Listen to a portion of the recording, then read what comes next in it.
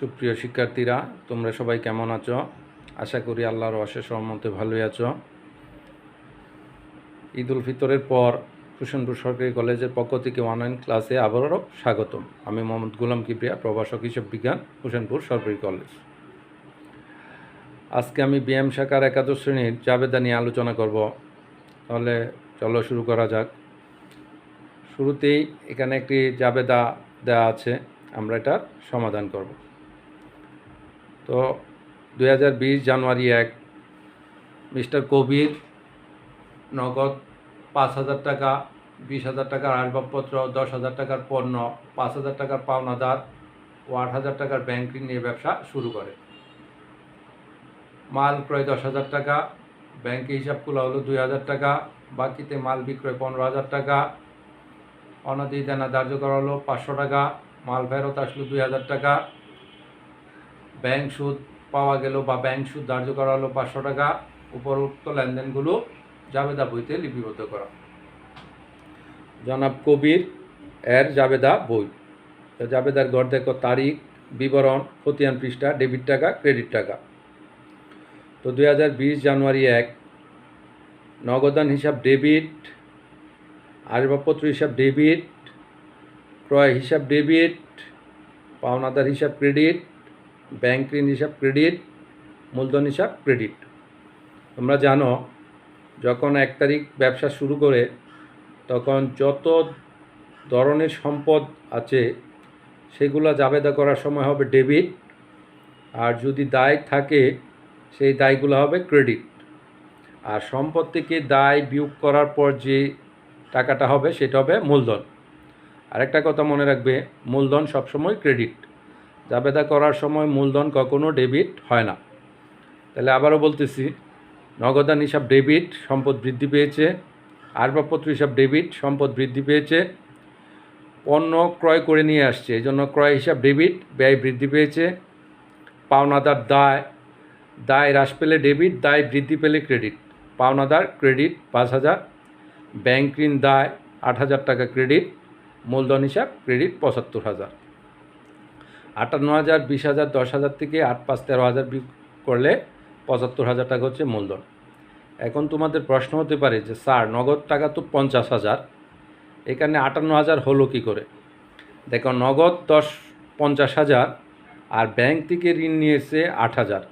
তাহলে ব্যাংক থেকে ঋণ নেওয়ার কারণে তার নগদ টাকা 8,000 এবং নগদ ছিল 50,000, এই 58,000 টাকা হয়েছে। তাহলে নগদান হিসাব ডেবিট, আসবাবপত্র হিসাব ডেবিট, ক্রয় হিসাব ডেবিট 10,000, পাওনাদার হিসাব ক্রেডিট 5,000, ব্যাংক ঋণ হিসাব ক্রেডিট 8,000, মূলধন হিসাব ক্রেডিট 75,000।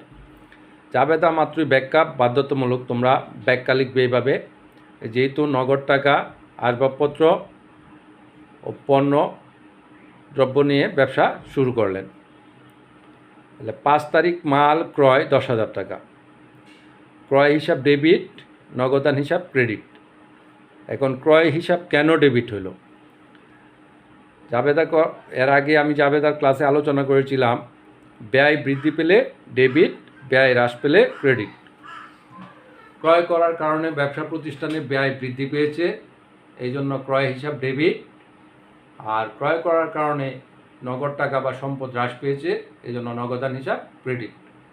তাহলে ব্যয় বৃদ্ধি পাওয়ার কারণে ক্রয় হিসাব ডেবিট এবং সম্পদ হ্রাস পাওয়ার কারণে নগদান হিসাব ক্রেডিট। এখানে তোমরা ব্যাখ্যা লিখবে, যেহেতু নগদে মাল ক্রয় করা হলো। যদি তোমরা ব্যাখ্যা বুঝতে না পারো, ডাকের মধ্যে যেটা দেওয়া থাকবে বা প্রশ্নের মধ্যে যেটা দেওয়া থাকবে সেটাই লিখে ফেলবে। তাহলে ক্রয় হিসাব ডেবিট, নগদান হিসাব ক্রেডিট। এরপরে 8 তারিখ দেখো, ব্যাংক হিসাব খোলা হলো বা ব্যাংকে জমা দেওয়া হলো একই জাবেদা। ব্যাংক হিসাব ডেবিট, নগদান হিসাব ক্রেডিট। এটার ব্যাখ্যা হবে, যেহেতু ব্যাংকে হিসাব খোলা হলো। তাহলে ব্যাংক সম্পদ বৃদ্ধি পেয়েছে, এই জন্য ব্যাংক হিসাব ডেবিট। আর ব্যবসায়ীর নগদ টাকা কমে গেছে, এই জন্য নগদান হিসাব ক্রেডিট। মানে সম্পদ বৃদ্ধি পেয়েছে, এই জন্য ব্যাংক হিসাব ডেবিট, সম্পদ হ্রাস পেয়েছে, এই জন্য ব্যাংক হিসাব ক্রেডিট।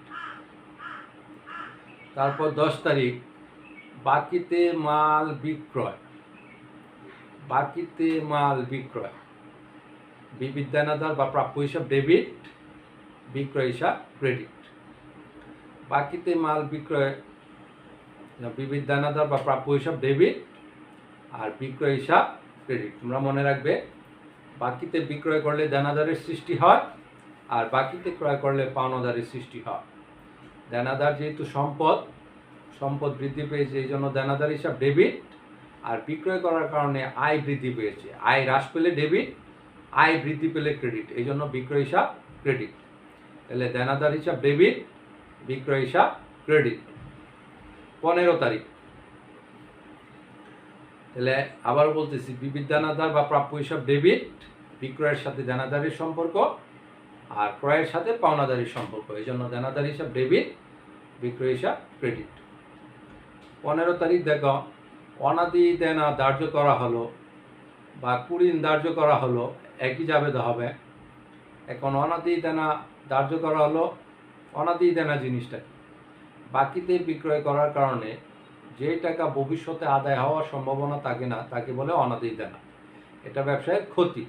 তাহলে ব্যবসার ব্যয় বা ক্ষতি হলে ডেবিট, এই জন্য অনাদি দেনা হিসাব ডেবিট, অনাদি দেনা হিসাব ডেবিট, বিবিধ দেনাদার হিসাব ক্রেডিট। অনাদি দেনা ব্যবসায়ের ক্ষতি, আর যেহেতু বিক্রয় করলে দেনাদারের সম্পর্ক, এই জন্য দেনাদার, অনাদি দেনা ডেবিট, দেনাদার হিসাব ক্রেডিট। 15 তারিখ, মাল ফেরত দেওয়া হলো। এই জিনিসটা তোমরা ভালো করে বুঝো। এখন এটা ক্রয় ফেরত না বিক্রয় ফেরত কিভাবে বুঝবে? জাবেদা করার সময় ক্রয় ডেবিট হয়, ক্রয় ফেরত ক্রেডিট হয়। এখন বিক্রয়কৃত মাল ফেরত আসে আর ক্রয়কৃত মাল ফেরত দেওয়া হয়। যেহেতু মাল ফেরত দেওয়া হলো, তাহলে এটা ক্রয় ফেরত। আর যদি মাল ফেরত আসলো, তখন এটা বুঝে নিতে হবে বিক্রয় ফেরত। এখন তোমাদেরকে যদি বলা হয় যে ক্রয়কৃত মাল ফেরত আসলো, ক্রয়কৃত মাল কখনো ফেরত আসে না। ক্রয়কৃত মাল কি ফেরত দেওয়া হয়। আর ব্যবসায়ী যখন বিক্রয় করে, তখন ব্যবসায়ীর কাছে বিক্রয়কৃত মাল ফেরত আসে। এইভাবে বুঝতে পারবে কোনটা ক্রয় ফেরত আর বিক্রয় ফেরত। তাহলে যখন মাল ফেরত আসবে, তখন এটা বিক্রয় ফেরত, আর যখন মাল ফেরত দেওয়া হবে, সেটা হচ্ছে ক্রয় ফেরত। তাহলে মাল ফেরত দেওয়া হলো 15 তারিখ, বিবিধ পাওনাদার হিসাব ডেবিট, ক্রয় ফেরত হিসাব ক্রেডিট। বিবিধ পাওনাদার হিসাব ডেবিট, ক্রয় ফেরত হিসাব ক্রেডিট। এখানে সিরিয়ালটা একটু উল্টাপাল্টা হয়ে গেছে। তারপর দেখো 25 তারিখ, মাল ফেরত আসলো। কিছুক্ষণ আগে আমি যে কথাটা বললাম, মাল যখন ফেরত আসবে, তখন এটা ধরে নিতে হবে বিক্রয় ফেরত। আর বিক্রয় ফেরতের সাথে কিসের সম্পর্ক? দেনাদারের। আর ক্রয় ফেরতের সাথে কিসের সম্পর্ক? পাওনাদারের। তাহলে মাল যেহেতু ফেরত আসছে, এটা বিক্রয় ফেরত। তাহলে এটা বিক্রয় ফেরত।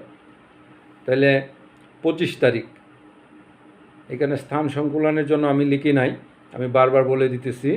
মাল ফেরত আসলো, এটা হচ্ছে বিক্রয় ফেরত।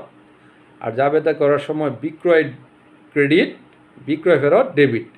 এজন্য এটা জাবেদা হবে 25 তারিখ, বিক্রয় ফেরত হিসাব ডেবিট, বিবিধ দেনাদার হিসাব ক্রেডিট। ব্যাখ্যা লিখবা, যেহেতু বিক্রয়কৃত মাল ফেরত আসলো, যেহেতু বিক্রয়কৃত মাল ফেরত আসলো। আমি আবার বলতেছি, ক্রয়কৃত মাল ফেরত দেওয়া হয়, আর ক্রয়ের সাথে হচ্ছে পাওনাদারের সম্পর্ক, আর বিক্রয় ফেরতের সাথে দেনাদারের সম্পর্ক। বিক্রয়কৃত মাল ফেরত আসে। যদি তোমাদেরকে বলা হয় যে বিক্রয়কৃত মাল ফেরত আসলো, তাহলে এটা ঠিক আছে। আর যদি বলা হয় যে বিক্রয়কৃত মাল ফেরত দেওয়া হলো, আসলে বিক্রয়কৃত মাল কি একজন ব্যবসায়ী ইচ্ছা করলেই ফেরত দিতে পারবে না। তাহলে যখন মাল ফেরত আসবে, সেটা হচ্ছে বিক্রয় ফেরত, আর যখন ফেরত দেওয়া হবে, সেটা হচ্ছে ক্রয় ফেরত। ক্রয় ফেরতের সাথে পাওনাদারের সম্পর্ক, আর বিক্রয় ফেরতের সাথে দেনাদারের সম্পর্ক। সর্বশেষ, ব্যাংক সুদ পাওয়া গেল 500 টাকা, অথবা ব্যাংক সুদ মঞ্জুর করা হলো, একই জাবেদা। তাহলে ব্যাংক হিসাব হবে ডেবিট, ব্যাংক সুদ হিসাব হবে ক্রেডিট। ব্যাংক হিসাব ডেবিট, ব্যাংক সুদ হিসাব ক্রেডিট। এখন তোমরা অনেকেই বলতে পারো ব্যাংক সুদ হচ্ছে আয়, আয় বৃদ্ধি পাওয়ার কারণে ব্যাংক সুদ হিসাব হবে ক্রেডিট, আর ব্যাংক হিসাব ডেবিট। এখন তোমরা অনেকেই প্রশ্ন করতে পারো যে স্যার, পাওয়া গেল এটা ব্যাংক হিসাব কেন ডেবিট হবে? ব্যাংক যে তোমাকে সুদের টাকাটা দিবে সেটা নগদ দিবে না, তোমার অ্যাকাউন্টে ব্যাংক হিসাবে জমা হবে। এই জন্য ব্যাংক বৃদ্ধি পাবে, ব্যাংক হিসাব ডেবিট, ব্যাংক সুদ হিসাব ক্রেডিট। অনুরূপভাবে তার বিপরীত হচ্ছে ব্যাংক চার্জ ধার্য করা হলো, ব্যাংক চার্জ হচ্ছে খরচ, তাহলে ব্যাংক চার্জ ডেবিট, ব্যাংক হিসাব ক্রেডিট। ব্যাংক সুদ হচ্ছে আয়, ব্যাংক চার্জ হচ্ছে খরচ। এই জন্য ব্যাংক চার্জ হবে ডেবিট আর ব্যাংক হিসাব হবে ক্রেডিট। এখানেও একই কথা, এখানে নগদ টাকা তোমার কেটে রাখবে না, তোমার ব্যাংকে জমাকৃত টাকাটা কেটে রাখবে। এই জন্য ব্যাংক চার্জ খরচ হওয়ায় ব্যাংক চার্জ হিসাব ডেবিট আর ব্যাংক হিসাব ক্রেডিট। আশা করি তোমরা বুঝতে পেরেছ। প্রত্যেকটা যাবে তার ব্যাখ্যা বাধ্যতামূলক। আমি একটা ব্যাখ্যা লিখছি, অন্যগুলো লিখি নাই। তোমরা প্রত্যেকটা জাবেদা করার সাথে সাথে ব্যাখ্যা লিখবে, অন্যথায় তোমাদের নাম্বার কাটা হবে। যেমন 5 তারিখ লিখলাম, 8, 10, 15, 20 সবগুলোর ব্যাখ্যা। যদি তোমরা ব্যাখ্যা লিখতে না পারো তাহলে প্রশ্নে যে লাইনটা দেওয়া আছে হুবহু সেটা লিখে ফেলবে, শুধু যেহেতু কর্তাটা লাগিয়ে দিবে। যেমন 5 তারিখ লিখলাম আমি, যেহেতু নগদে মাল ক্রয় করা হলো। 8 তারিখ লিখবা যেহেতু ব্যাংকে হিসাব খোলা হলো। 10 তারিখ ব্যাখ্যাটা লিখবা যেহেতু বাকিতে মাল বিক্রয় করা হলো। 15 তারিখ মাল ফেরত দেওয়া হলো। 20 তারিখ জাবেদা লিখার পর ব্যাখ্যা লিখবে যেহেতু অনাদায়ী ধার্য করা হলো। 25 তারিখ মাল ফেরত আসলো। 30 তারিখ ব্যাখ্যা লিখবে ব্যাংক সুদ পাওয়া গেল বা ব্যাংক সুদ ধার্য করা হলো। আশা করি তোমরা বুঝতে পেরেছ। যে যেখানে আছো ভালো থাকবে, স্বাস্থ্যবিধি মেনে চলবে। তোমাদের সুস্বাস্থ্য মঙ্গল কামনা করে আজকের মতো এখানেই শেষ করছি। আল্লাহ হাফেজ।